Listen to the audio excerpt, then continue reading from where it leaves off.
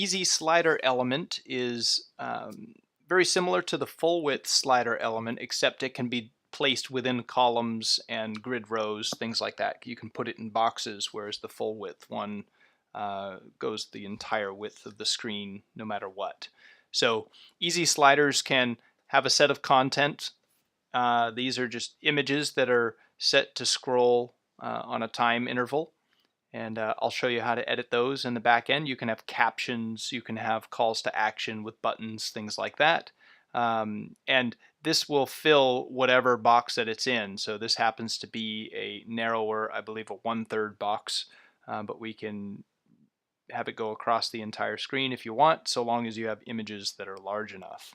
So let's show you how that works. So we've got an easy slider element right here, which is under media elements, and it's right here, easy slider. And let's go edit that. So as you can see, these are the 3 different images that we have scrolling, and the global settings for the slider itself will dictate what size you want the background images or the images to be, what kind of transition, fading, sliding. These are set to slide sidewards. You can see they're moving across. You can have an auto rotation, either yes or no. You can have it stop with the last slide. So if you don't want it to keep going on a loop, you can have it stop on the last slide if you want. You set your auto rotation duration, so how many seconds would you like each slide to be appearing for? And do you want the user to be able to control which slides they see? So they can go and click these arrows, and there's a couple of different options there in terms of styling. And the last box here is if the caption for the first slide is the same caption that you want for all your slides, just check that box, and then you only need to add a caption once. But otherwise, we go into each of these slides and you treat them separately. So we would change the image. We can draw from our uploads or media library. And which type of slide is this? Is it image or video? You can have a video that slides across as well, which if you set it to video, it'll give you a different option to just add the URL. Again, all you'll need to do is upload your video to YouTube or Vimeo, grab the URL, and bring it back here. So we've got our image slide.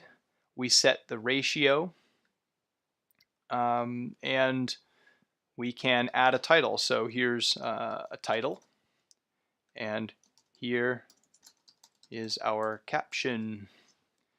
Do we want to have a link for this slide? Yes, we want to have a link.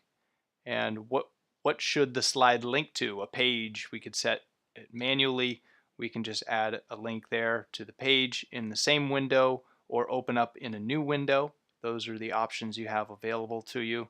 And of course the screen options, how would you like it to be handled on smaller screen sizes? Usually the default settings are fine there. So let's see how that is. We added a title and a caption as well as a link. So if we update that, we can head back to the front end and refresh our page. And you can see there's our title and our caption.